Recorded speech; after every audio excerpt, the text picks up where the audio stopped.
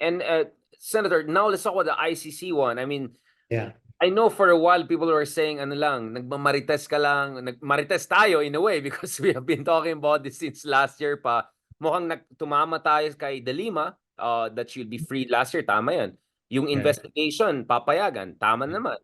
Lalambot yung position ng government, check ulit. I mean, obviously they're saying we may not, we may be okay with the warrants of arrest if they come in.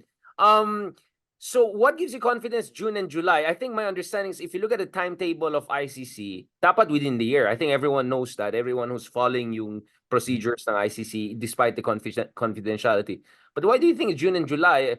Why that time? Why before election? Kasi the reason I'm asking is siguro medyo maging iba yung impact kung warrants of arrest come out in October, November rather than June, July, right? Kasi we're looking at also the midterm elections and the impact it will have in terms of election positioning and all. Kasi alam natin, gagawin ng isang kampo, sabi nila mga biktima sila. Sa kabilang kampo, sabi na, ay mga ano to, mga fugitive to, huwag kayo makipag-alyansa sa mga yan, di ba? Questioning pa siguro yung COMELEC ano nila, candidacy nila. So, I'm just looking at the timetable here and interesting itong dynamic na to. Okay. Well, first of all, we're just dealing with estimates here. We're not in control of the actual release of the warrant of arrest because only the pre-trial chamber can decide on that. So itong Office of the Prosecutor, what they can do is to file the application for warrant, and historically it's 30 to 60 days after the application of the warrant bago nilalabas yung warrant. So you just have to extrapolate, no? Kaya yun yung ano natin. Hindi naman ano yan, kumbaga estimated to kung sasabihin kong June, July, tapos biglang lumabas na August. I don't think people will crucify me for missing the target by a month. I Diba? don't think so. I mean, look at yung kabila. Ilang months na sinasabi nila may pulvoronic video sila. Go pa rin sila hanggang ngayon. Sige lang, nagpa-hearing pa, nagmarisa Oo. Soriano. Pero ang point nito, kung eventually lalabas, pwede mo silang sabihin, oh, meron sila. Pero wala eh. Di ba? Ito, if I say, ang estimate nung mga nakakausap natin is June or July, actually nga, nag-move na yan eh, from late May eh. Sabi ko, ano ba ito? Parang paurong na ng paurong. Anyway, hindi rin naman nila kontrolado. They're just getting information. If sinabi natin June or July, pero lumabas ng August, palagay ko patatawarin pa rin tayo ng ano na hindi marites yung ano natin. Walang refund doon sa walang refund doon. But remember Richard, sabi ko nga, tinatanong bakit daw ako pinapakinggan, irrelevant. Sabi ko, precisely, the media will only talk to you kung hindi ka pa sunog, kung hindi mo pa sila sinusunog, di ba? And every time naman, I'm giving them good information, di ba? Hindi tayo parang natutulog ka lang sa bahay paggising mo, sige nga, sabihin ko nga to. No, we do due diligence. Due diligence, di ba? Na meron tayong process ng pag-collect ng information, meron din tayong process na mag-validate ng information. So we don't just, once we get information, we get it out. No, we validate information. Kung A1 yan, yun na yun. Meaning, the source, historically, based on experience, nagbibigay siya ng reliable information. Tapos the information itself is believable. Di ba? Most likely true. So, ganun yung intelligence classification. Basta hindi galing ito kay Agent Morales, no? Hey, grabe yung back and forth nila ni Jinggoy, ah. Baka ako hindi convicted, eh. Grabe doon. Sabi ko, I mean, is this the worst Senate? Senator Trillanes, I mean, this is crazy what's happening. Convicted, isa, ano? Pero ang pinakang ano kasi dito is yung hearing itself. Why was there a hearing to begin with? Na sinasabi ko nga, motu proprio, may parang national emergency. Meron kang crisis situation na kailangan i-hear mo na kasi yung regular process might take time at baka magkakaroon ng mabigat na damage sa lipunan. Wala naman eh. Bakit hindi dinaan ni Bato sa regular process? Mag-vet ka yung vet mo yung witness mo, i-check mo yung documents mo, tignan mo ano ba to, saan ba to hahantong. Then you file the resolution. Then once you file the resolution, you respect the decision of the Senate leadership kung saan dadalhin yan. It doesn't have to be your committee. Ito, presidente yung involved. Pwedeng pag-aralan muna ng Rules Committee yan. Teka muna, ano ba ito? We need to make sure because we're putting the president here on the spot na unduly kasi ang allegation mo na gumagamit siya ng, ng cocaine 12 years ago. Kailan ba yung cut-off natin? Di ba? Si Duterte, umamin siya na fentanyl addict siya. Paano ba yun? Di ba? As we speak, si Maharlika meron siyang drug test challenge vlog live ngayon. I mean, these guys, they just keep on coming up with a new. But what do you think about the BBM ito sa Jensen next to Manny Pacquiao siguro? Biglang sumasagot na, di ba? Kasi yun ang concern ko sa kanya, yung sinasabing kuting siya, hindi siya tigre. At sabi niya, ito, professional liar yan eh. Jukebox yan eh. Bibigyan mo ng kahit kakantayin niya. Don't you think we need to see more of that from BBM? He has to show also he's the man. I mean, it cannot be everyone else, including his wife, coming in. And he has to fight for himself. He has to show who's the man. I agree. And I think itong hearing ni Bato, that was the red line. Parang sobra na yan. Hindi pwede yan. It was an affront kay Bato kasi committee chairman ka, senador ka, pinalusot mo yung relate ko in one of my interviews. Sabi ko, kung maalala nyo tong character na yung Bikoy, yung Bikoy. Alam nyo, yes, naalala ko. Pinipresent sa amin yan. Ilang vetting yun, ilang interrogation ginawa ko dyan, hindi siya makapasa-pasa eh. Kaya nga hindi ko nilabas sa Senado yan. Hindi ko nilabas. Kasi may problema. Sinabit ko yung mga dokumento, sinabit niya, sige i-check nyo yan. Di ba? Pero yung mga nakuha ko naman na iba yung sa bank accounts ni Duterte that showed na kurakot si Duterte. Na-validate yun. Na-validate ng ombudsman. Kaso, wina-whitewash nila nung time na yun. Kung there should be at least some spade work sa validation of vetting. Hindi pwedeng marinig mo dito kay Maharlika, i-hearing mo kagad. Paano yan? Di ba? When will you stop? Kaya nga, which leads me to conclude na accurate yung communications plan na nakuha namin dito sa ouster plot. Hindi lang destabilization, kung hindi ouster na part itong committee hearing ni Bato, siya yung mag-agitate, supposed to be, ang plano nila, palabasin sa June. Palabasin na cocaine user and that is supposed to lead to an outrage of the general public which would lead to the AFP leadership withdrawing support. Ganon yung simpleng nila framework eh. Ang problema hindi traction eh. Exactly.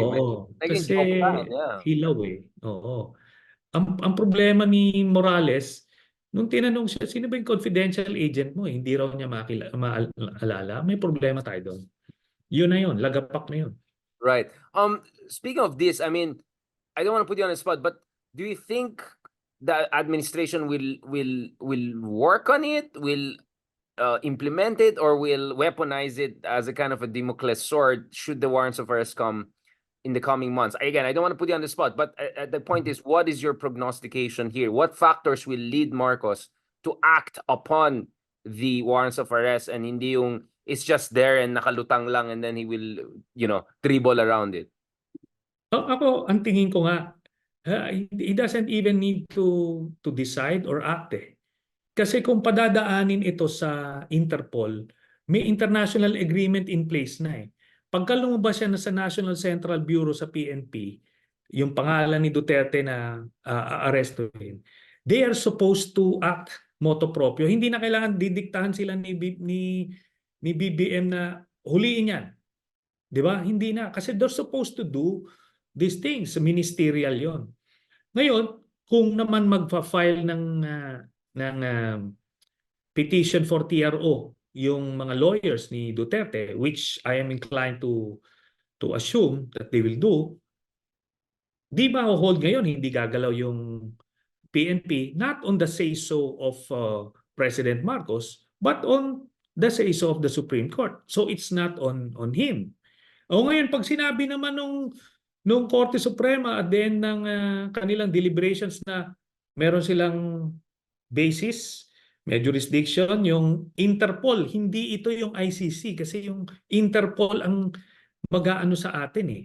O di, pagka-clear yung way, edi Supreme Court din na nagsabi So na don't just pwede stand in the arrestuin. way. You don't have to do anything. You don't have to lift your Yeah. finger. Just don't use your finger to block it. Parang ganun yung sinasabi mo. Yes. And just to be clear, the Supreme Court, sinabi niya may residual jurisdiction. Even if lumabas tayo from ICC, Yeah. applicable pa rin yung jurisdiction nila. Kaya hindi ko maintindihan yung sinasabi ni BBM na walang jurisdiction ng ICC. Sarili natin Supreme Court, unanimous on this issue. So you're saying Go lang. the elements are aligning. Yes, yes. Yeah. I think ang sinasabi niya, walang jurisdiction ngayon sa term niya. Which is accurate, pero maliwanag Supreme Court. I see what you're saying. Okay, I see what you're saying. So it's a play of context eh. 'Di ba? O pero ang kwan nga dito, even if nag-decide ng Supreme Court, magfa-file pa rin yan sila ng petition for TRO because they need to stop the PNP arresting teams from enforcing the warrant. 'Di ba? O stop nila 'yon. Pagka after ng deliberation, sabi na wala talagang may basis eh. O sige, ililift na yung TRO. Meron ng decision Korte Suprema that the PNP can arrest Duterte. Plus, meron tayong ang batas, no, yung Republic Act 9851. Ito yung law that defined the crime of crimes against humanity, genocide, etc. At nakalagay doon sa jurisdiction mismo, Section 17. They can Google this. Nakalagay doon, the Philippine authorities may surrender a person who is accused of crimes against humanity by an international criminal court.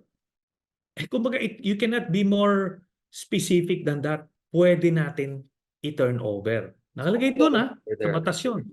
The 2009 law ito, which was never declared unconstitutional.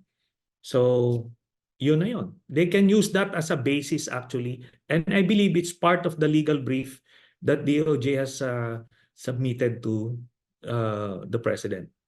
Senator Trias, we're going to the last part of this episode. I want to talk about a little bit about opposition. But just before that, isingit ko lang to. Obviously, Bato could be facing a warrant of arrest. So obviously, he has an interest in this whole Pulveron test hearing, right? I mean, let's just say it for what it is, right? May ano talaga. Meron silang interest. In this case, survival mode sila. They have to do this and they hope na mag-work, no, para makupo si Sara, protected sila for life, di ba? But palagay ko may divine providence Stars are of aligning. people. So you think itong mga people power hanash nila? I mean just Harry Roque, right? Like one day against Jong, then the spokesman, then SMNI debate. Wala akong nahanap na kaso sa Marcos. Ngayon, Marcos resign. And then like people power after 6 years nila babastusin ng EDSA, Aquinos, all of that. So you think lang yan, desperate lang yan, mga hanash lang nila yan? Palagay ko wala na silang way. And besides, ang balita namin may pondong pumapasok. So they need to clear it eh. Kailangan nila magparali para clear nila eh. Di ba? So somebody's earning money there. Sabihin niya, 20,000 yung minobilize namin and we spent this much. Pero ang lumabas lang pala, 3,000, 4,000. So, yun na yan. kinakaltas. Kinukupit pala. Yung ano, Ganyan, yung ano. yeah, oo. So, gano'n 'yun. And, palagay ko part na rin yang mga rallies na 'yan, multipurpose 'yan, eh. Andiya-diyan na 'yan sa DISTAB, test run ng mobilization, pero na rin ano, pre-campaign ano 'yan, operations, 'di ba? Pampainit Para ng ano, get oo, the ball rolling. papakilala sila, gano'n. But ano 'yun, ang problema nila is talagang people are not flocking to the Wala rallies siyang anymore. traction. Wala na. Para siyang ganun, like, sige lang, tapon lang, baka may dumikit, di ba?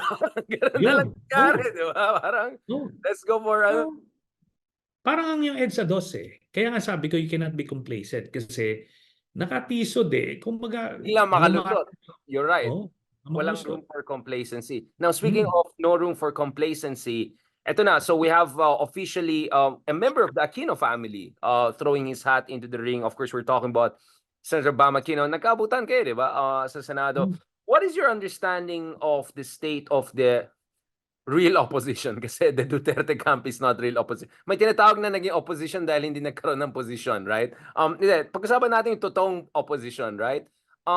What is your understanding of what is the state of play? Aside from galit sila sa atin dalawa at saka ni Ronald dahil ang dami daw natin, Anash. Aside from that, anong kita mo?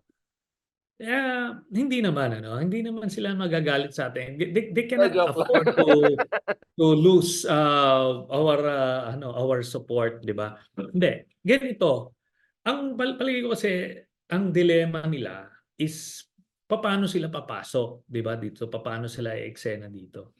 Pero yan sila Senator Bam, meron niyang sariling network na na-establish when he was still a senator. Si Senator Kiko, meron din silang brand of campaigning, mas extensive din yung local network niyan. So they will work quietly kasi kahit papaano they have alam na nila paano manalo na eleksyon, no? Etong si Attorney Chel Jokno, syempre he feels he's inching closer to that victory. 12, But but I think it's a challenge for the independent opposition kasi ang mag-aagawan na eksena rito would be the Marcos administration and the Duterte. So you'll try to squeeze in there. Yung pinakang beef naman ni Secretary Llamas sa kanila is 'di ba? Bakit why the silence, 'di ba? Ano ba 'yan? Is there a winning formula there na strategic that ambiguity. has yet to be discovered, 'di ba? Kumbaga ganun 'yon. It's more on that. But hindi yan knowing sila Senator Bam, sila Senator Kiko, tatrabaho yan sila Right. under the radar. They're doing their homework. They're doing their We'll own. see later on. What kind of noise should they make? I mean it in a positive way. First thing, meron na silang radio show, 'di ba? Kung saan pinag-usapan nila yung mga pangangailangan ng bayan. Ito si Pangilinan, Jokno, and Bam Aquino. So there's some move there. Bam Aquino has been doing a lot of interesting travel vlogs, yung mga ganun type since last year. So medyo is working on the social media front. What else do you need? I mean, the reason I'm saying this is the president, as we speak, is moving in the direction of what we were discussing a few months ago. Itong grand coalition na sinasabi ko. Obviously, what stands out is hindi kasamang hukbong ni Sara dun sa binubuong grand coalition ni Marcos. So that tells you a lot. But the big question right now is, will the Liberal Party or some sections of the Liberal opposition have some sort of informal, if not formal, coalition with BBM? Or that's like a kiss of death for both sides? Or at least for one side more than the other? I think they would be restrained by the purists, no, within the pink and the yellow ranks. May mga purists diyan na talagang very outspoken. Never Marcos. Never Marcos. Never Marcos people. Ngayon, yun ngayon ang mag-aano sa kanila kasi they will continue to accommodate them, but the general voting public at large is much larger than that constituency. Pwede naman makausap yan pero ultimately they will have to choose kung they will continue to be restrained and straight-jacketed by this sector, or they really want to win. Di ba? Yun lang naman yun. If you're running to win or you're running to accommodate this particular sector. So it's a dilemma Yeah, for it is. them. Right. Yeah. But I'm glad that I don't have that dilemma anymore. We'll talk about that very shortly as we wrap up this episode that's slightly longer than usual. But I just want to say, I want to ask you, sa iyong palagay, ito sa era of the rise of Tulfos, era where Marcoses and Dutertes are the main actors, what is the messaging ideological space for true progressive opposition? Kasi parang gusto ng tao siga, gusto ng tao yung mukhang decisive. Obviously mukha kasi maraming performative dyan na pakit lang. Ano nangyari sa 20 pesos ng bigas? Anyway, I mean, realistically, what should be the positioning? Kasi even if sasabihin natin 2025, masyadong ipit, masyadong maipit, the game plan should be 2028, right? So as early as now, you have to lay down the foundation. Hindi yung mga last minute na naman na biglang tatakbo yung iba. Well, I think doon muna sa basic, no? Kasi yung messaging, ano na yan yung next level. I think ang problema muna nung, let's say, some of the opposition candidates, particularly sila Atty. Jokno and even Senator Bam, kailangan muna ulit ma-reintroduce sila sa lahat ng sulok ng Pilipinas. Kasi ganun eh. If they don't know you, how can they trust you? If they can trust you, how can they vote for you? So they have to know you first. Iba na yung terrain eh. There is a significant chunk of the voting population na hindi nila alam at all about the existence of the pink. Hindi nila alam sino to, sino si Bam, sino si Trillanes, Wala na sa radar nila. Oh. wala na. Kasi wala na doon sa algorithm nila. Hindi pumapasok sa mundo talaga nila. Kaya yun ang challenge. Kaso na ano na eh, na masyado nang nabasag yung communication channels. Dati, TV Patrol lang, ma-feature ka na. At least Give it. 50% of the That's it. population. Doon ka na. Yun na lang. Pero ngayon, wala na eh. TV viewing public na masyado nang Disintegrated na. diversify. And paano ngayon yan? So that's the challenge. Pero they need to get their names and faces out there first before coming out with the yung kung ano mang message nila. Kasi yung message nila hindi ko rin nga alam. Sabi ko nga, what are they fighting for? Di ba? What do they stand for? Yun ang problema. Of course, just to wrap it up, obviously it looks like LGU is the direction of the wind for you. And my sense is even Lenny may be thinking about running as mayor or something like that. Is an LGU level progressive opposition the future? And then may bagong party ka daw, Katipunan ng Nagkakaisang Pilipino, KNP. Is the LGU level like good mayors working together? Is this the future if ever that's the direction for you? Well, that KNP is the party of Senator Bam and Atty. Chel Jokno, KNP. So, yung palagay ko incidental lang ito that some of us are running sa local level. But kasi, we're talking about 1,500 cities and municipalities. Hindi talaga siya and once assuming you win as a local executive, it's a full-time job. Talagang the problems would overwhelm you. Stare you in the face, yeah. Would consume you na tipong ito na yun eh. Mabibitawan mo yung anything strategic.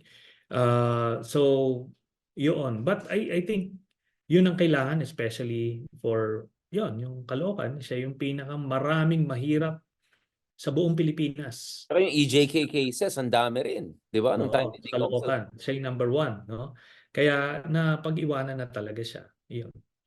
And lastly, on a personal level, do you think an executive elected position will also make you a better leader in person for that matter? I mean, having already served in the Navy, having served in the Senate, Is this also a new layer of leadership you're trying to explore and nurture in yourself?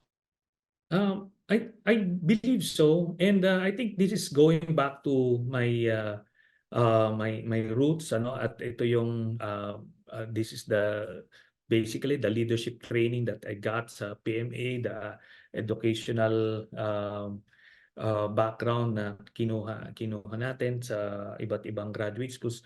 Kumbaga, ito yon, this is it. More than being a legislator, I think this is it, no? We're more tailor-fitted for this kind of work than even as a legislator, because doon talagang fish out of the water ako eh. As a legislator, we did our best. We tried to accomplish the missions as a legislator, but ito mukhang sa executive level, executive branch, mukhang ito yung ano natin, linya. On that note, thank you very much, Senator Trillanes. I want to talk to you a lot about a lot of issues, including itong TikTok ko, biglang nag-overheat yung phone ko. Nothing suspicious here, right? Pinag-usapan lang naman natin ng China and West Philippines. Never sa any of my life nag-overheat biglang yung phone ko. So this is really weird. I'm sure it's just coincidental. But I hope, even if maging Mayor Sonny Trillanes ka, you will still talk to us. Big picture, di ba? Medyo, about the whole New York. Sana, Yes. Senator, hindi ka mawala sa national. Alam ko yan, marami tayong mga kaibigan ng mayors, talaga sobrang busy sila eh. Like, oh my God, like every day, yung mga issue ng pipeline, mga pipes, mga drainage, ganun. But we hope we can still pick your mind. But long way until then. So hopefully we can catch up before Matagal election pa. start. Yeah. Matagal pa. Marami pang Matagal pa. updates yan. And then the next few months, talagang medyo, ano yan, interesting. Yeah. Living in very interesting times. Kanga. Yun nga eh. Hopefully this time it works in the other way kasi the interesting time last time was pro-China. Medyo Mao Zedong interesting times. Salamat, Sonny Trillanes. Grazie, Antonio. Thank you very much. Let's continue this conversation. God bless po. Thank you. Thank you, Richard. Salamat po.